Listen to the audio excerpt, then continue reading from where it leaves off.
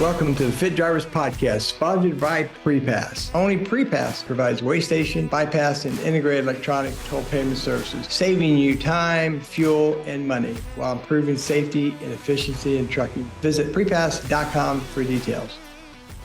Welcome to another Fit Drivers Podcast. This is number 7. And I tell you, we got a special guest today. Please help me welcome Dr. Ryan Olson. Dr. Olson is an occupational health psychologist who specializes in health of isolated workers in demanding jobs.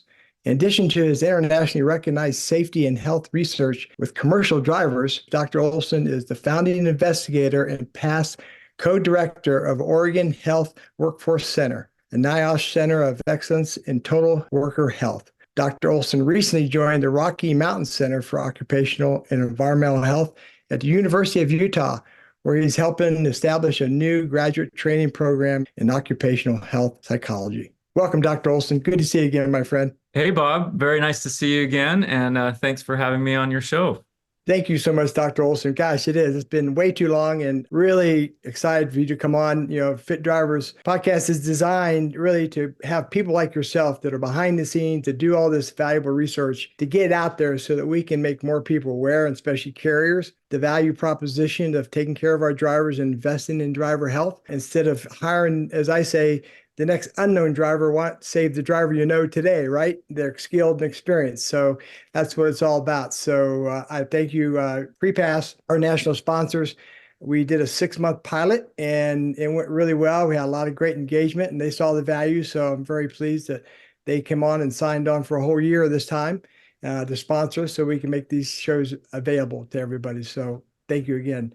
So we got a lot of good stuff. I know you got some good information, and I want to dive right into it, Dr. Olson. So tell our listeners first about all the great research you've done at the University of Oregon Health with you and your team. Yeah, well, and I think I can stretch even further back beyond that because I first got involved working with commercial drivers as a graduate student at Western Michigan University in the 90s. So I did my graduate school research with transit bus operators and also with beginning flight students. And then you're right, once I came to Oregon, I got more deeply involved with commercial drivers, starting with what we call the SHIFT program and the SHIFT randomized controlled trial. And that project evolved into the largest randomized controlled trial of a health intervention for commercial drivers ever. We had 452 drivers in the trial from 5 different companies all across the country. The next generation of the SHIFT research we call SHIFT On Board, and it is focused on new bus operators as they enter their jobs in the transit industry. And that project is now in its final year. And overlaid in between those two studies, or on top of them, however you slice it, is the Tech for S study, where we studied cab enhancements, an active suspension seat, and a therapeutic mattress, combined with a behavioral healthy sleep program to benefit team truck drivers' sleep, health, and well-being. So those are the 3 main projects with commercial drivers, but really it's a program of research that's been happening here in Oregon since probably 2006, 2007. Wow. Good stuff. Good stuff. So tell me, I sent you some latest statistics that I acquired from the FMCSA that I talk about all the companies, and it's horrific numbers, in my opinion, right? How many drivers are out there on short-term cards because of health issues? In your experience, doctor, and working with these different carriers and drivers, do you find those numbers to run pretty true? Well, gosh, my first reaction was, why on earth have I not asked that question in all of my studies? Do you have a short-term medical card? We sure hear about it a lot with the people we interact with. We tend to do a kind of an abbreviated health check, blood pressure, body composition, a finger stick measure of lipids and blood sugar. But I believe it. But yeah, my first reaction was one of those researcher blind spots. Like, we should ask that question so we could find out if we're helping people get onto longer term medical approval rather than the short term. In our SHIFT trial, we did map out the proportion of drivers who were meeting basic health criteria in eating, sleep, exercise domains. I know in terms of body mass index or obesity, body mass index over 30, that this is an older study now. A study in 2014 found that truck drivers in the US had twice the obesity prevalence of the general population. It was well over 60%, and the general population was in the 30% range. So in terms of exercise, less than 25% of truck drivers are meeting self-reported physical activity levels for weekly physical activity and strength training. In terms of eating 5 servings of fruits and vegetables a day, the general US population doesn't do well, but only 9% of our truck drivers were eating 5 servings of fruits and veggies a day. They're doing a little better at avoiding sugar and in terms of snacks and drinks and avoiding fatty foods, but still kind of what I would call in the yellow or kind of caution range. In terms of self-reported sleep, only half of our sample reported getting 7 or more hours of sleep per night, and only 40% had a healthy sleep quality index. This is the Pittsburgh Sleep Quality Index. And this is really meaningful because that PSQI is predictive of clinical sleep problems. So 60% of the drivers in the sample would have been screened with the PSQI as being at risk for a clinical sleep problem. So those are just some of the statistics we've seen, at least in the SHIFT study. Interesting. Well, doctor, don't feel bad about the short-term card because, you'd be surprised. If I talked to 10 carriers and called them up, I said, how many of you know how many short-term card holders you have? And nobody tracks it. It's been so amazing to me that you would think that would be top of the radar, right? Getting in front of those men and women who have a short-term card and getting them help. So that's what I've been blessed to have a lot of good success at doing, is going in and getting these drivers that are on short-term cards, coaching them up, give them some basic fundamental tips, right, to get them over the hump to get back to at least a 1-year card. And some we've got back to a 2-year card. And so that's where I try to show the value proposition because, in all businesses, everybody wants to see the ROI, right? And especially in the trucking. So the only way I could show a return on investment is if I can help you take driver A that has a 90-day card and get them back to a 1-year card and save you from spending $7,000-8,000. In my experience, working with one of my top carriers, Greyhound, they're in the $10,000 to $12,000 category to get a driver, right, to go through their training and get on. So as you familiar with doing bus. So that leads me to my other question, doctor, is that talk about engagement and how successful you and your team were about getting drivers to get engaged and willing to get engaged and getting carriers who are willing to step up and participate. Yeah, well, I think commercial drivers in general, including truck drivers, often get left out of corporate wellness programs because they're out on the road on their own. And so from the beginning, we used a mobile health approach. So our feeling was it just had to be accessible on a laptop or a smartphone. So we got started before smartphones really hit the scene, but we've always used a mobile adaptive web platform for our program so that a driver can access the program from wherever they're at.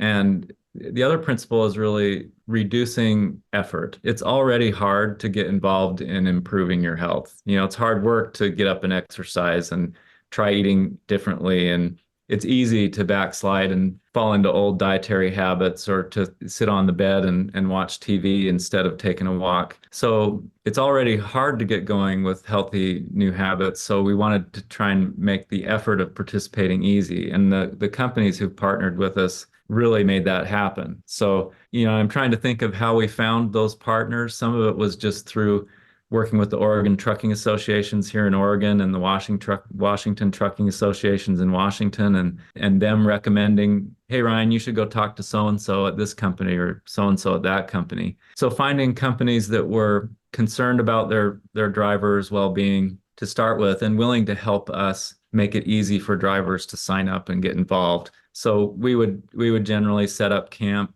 at the corporate terminals, but work really closely with dispatchers to send messages out and find out who was interested. And then once somebody said to their dispatcher, yeah, I'm interested, just trying to make it easy for them to come see us during a period of time. And we would just set up camp. You can't make appointments with truck drivers very easily. You set up camp and you see them when they get there. but we would communicate and stay in touch. So corporate support, especially support from driver managers who care about the people they work with, is real critical to supporting driver health. Absolutely, absolutely. And you're exactly right. And that's where I saw my best traction. If I could have a coach in that terminal catching them coming through, right? I mean, because they're mobile and it's tough and you got to be there when they're there. So tell me about your experience. If you went to ABC carrier, say they gave you 100 drivers, that 100 that raised their hand, at the end of the day, when you were done, how many were still raising their hand? How many were still involved? Well, I was just looking at the chart. In the study that we enrolled 452 drivers, there were 600 who said they were interested. So the messages went out to everybody, 600, and I'd have to do the math on how many people worked at all those companies. It was in the thousands. So out of thousands, 600 said, "Hey, I'm interested." About 452 made it to a health check at the corporate terminal and did their enrollment survey and set some goals with us and got started. And then our retention was pretty good. We mostly lost people due to leaving the job, so job turnover. So our attrition was about 40% at 6 months. At the end of the program, 60% stayed with it. But that was mostly people leaving the job. So once we got them involved, most people who were still with the company came back to see us for their follow-up. Well, that certainly helps me qualify, and that's pretty much my same. If I got 100 drivers that raise their hand and say yes, at the end of the day, I could end up with 55 to 50 still in the game. And if I could get 55 that I could communicate with for a reasonable period of time that were on short-term cards, I generally would get out of that 50, I could get, 30 to go back in for the research and come out with a longer term card. So that's what I was trying to prove on what I was doing. So very interesting for me to hear those kind of numbers. So tell me, doctor, after you completed that and sound like there was a number of companies involved, did you have success with those carriers saying, you know what, this is really good, this is valuable, we need to continue this on? Did they reach out or they try engage, or did you have a program that you offered them that they could continue on? Yeah, well, this is a real gap in the research to private sector handoff. Our research grants fund us to do the science, and we basically have to hustle on our own if we want people to adopt or use what we develop. And in our case, we have one of two weight loss and health promotion programs that has been evaluated as effective with a randomized controlled trial. And unless people are imitating it, which I would love for people to be replicating, imitating what we did. I'm not aware of a company that has adopted it as a regular offering for their drivers. We've come close talking with different companies who've shown interest. Usually it's through an occupational health nurse or a safety professional who says, "Hey, Ryan, we found you. We really want to do the shift program. How can we make this work?" And I did find that surprising. I thought, if we're one of two effective programs, why aren't people beating down my door to, adopt what we're doing? And I think a big part of that comes from, you mentioned return on investment. The return on investment feels really indirect.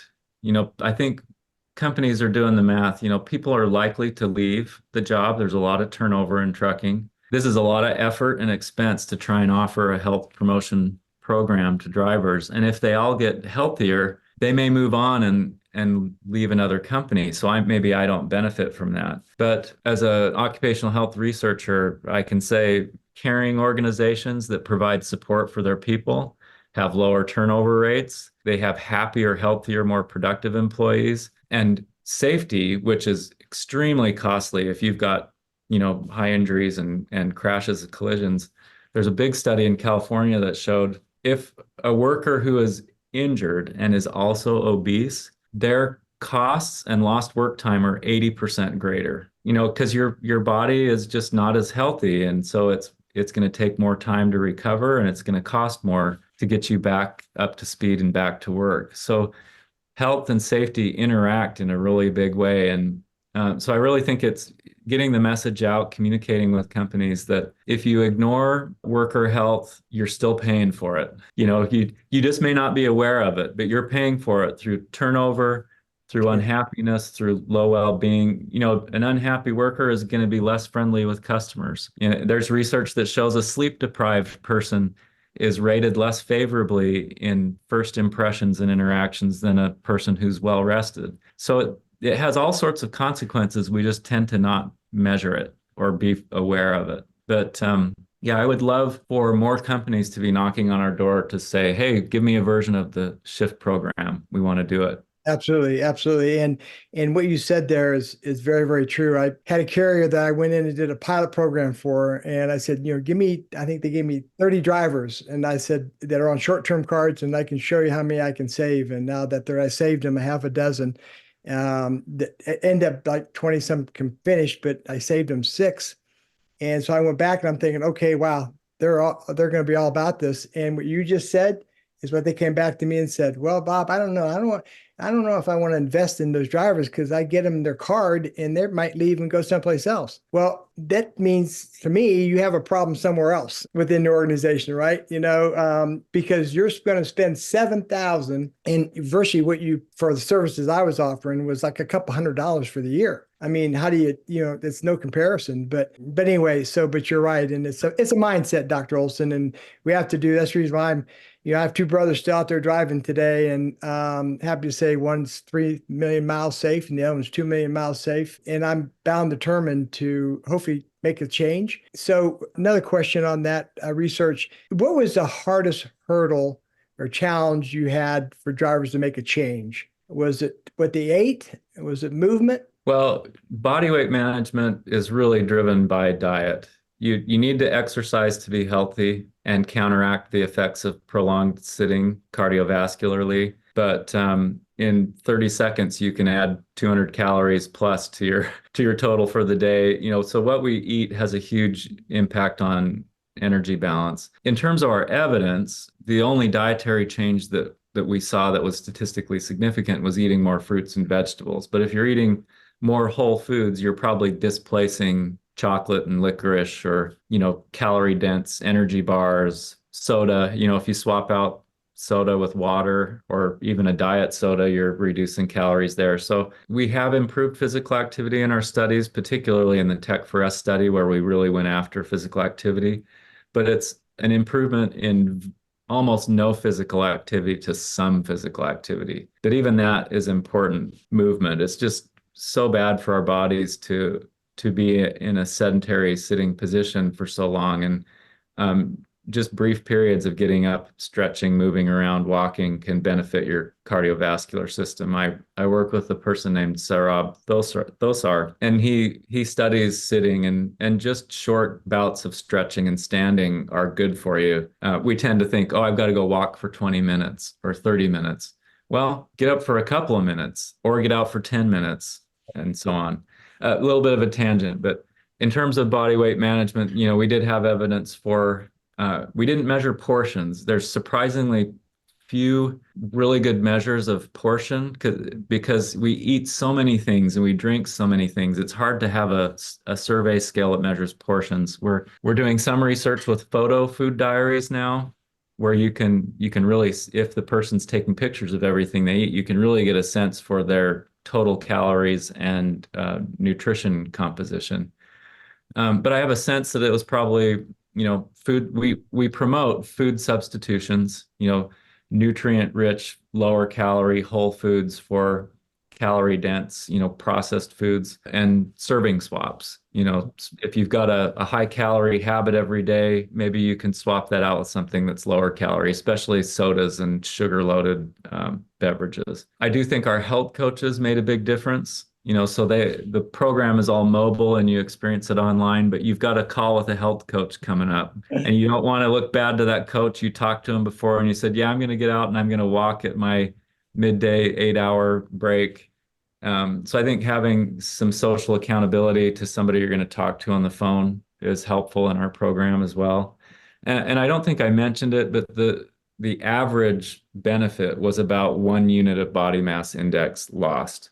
It's like 7 or 8 pounds. It may not sound like a lot, but that's enough weight loss to reduce the risk of developing hypertension and diabetes. So what was the time frame of this study? Was it 6 months, 12 months? The program lasted 6 months, and then we followed up with them a year later. And that 1 year follow-up, the drivers who were able to keep the weight off, and I think this is a big finding, were the drivers who reported having a supportive supervisor at work. Ah, So most of the benefit went away on average, except for the people who said, I have a supportive supervisor at work. The supervisors weren't monitoring their body weight or asking them how it was going. It's just you have a supportive workplace. I think you're less likely to backslide in response to some stressors. If you're stressed out and your new health program might fall apart. And I just think if you have a supportive supervisor at work, you're going to navigate those stressors and hold it together a bit better. accountability. And was there any type of reward at the end of it? Did you award them with any kind of gifts, prizes? Oh, in the program, yeah, we recognized everybody who participated at a high level. We called it shift certification. I think we offered them a choice of like an embroidered work jacket, with the logo, like a Carhartt style work jacket or something similar. And then it was a group challenge. And so the group that achieved the highest percentage of their goals. So it was really, did you achieve what you hoped you would achieve, not just the biggest weight loss? Those folks, we offered gift certificates where they could buy, exercise and health related gear and some money as well. So we recognize people for participating and for achieving, a high percentage of their goals. Really appreciate that and certainly respect that, because that's what I found is first you got to make it accessible, right, for them. You got to give some education, the tools to work with, and then you need to reward them, right, if they do it. And a lot of mine that I've done was on the honor system, but if I could get them to send me a picture and I could see the change, and if they say, hey, I lost 50, but maybe in reality they lost 35, but they're moving. That's what I really wanted them to do. I wanted them to move, and I wanted them to take control of what they put in their mouth, right? And have some kind of accountability. And you're exactly right about, never tried to really train them into being, triathletes. I just wanted them to be able to have some sense of health and retire healthy, right? So that they could have some good quality time with their family. So one last question, it's probably the obvious one. In your experience, do you think that we do enough in our industry, commercial drivers, bus and truck drivers, to educate them well enough on how to live healthy on the road? I definitely think we can do more. As we partnered with transit authorities in our newer project, Shift on Board, we worked with training departments to see, how much they were addressing health already when new people get hired. And I think pretty much every transit authority addressed health to some degree, sleep or healthy eating. But I don't think we fully alert people to the hazard of potential weight gain and drift into unhealthy eating because of the demands of the job. It's the job and the structure of the work that drives the health challenges. You put any human being into these jobs, it's going to be hard to stay healthy. It just is. So I think we can always do more. And with Shift on Board, we add 5 extra training sessions to their first year on the job, plus online challenges like the ones I've described earlier. And in our pilot study, we prevented about 7 pounds of weight gain relative to control and then reduced stress. It's really stressful being a new person. And this supportive program was meant to prevent weight gain and support health, but also support being a successful new employee. So I think my last comment is really every commercial driver deserves a tailored, effective health program or programs. Their job's really hard on their health, so they deserve those things. But it's really the lowest priority intervention. In occupational health, we want to change working conditions.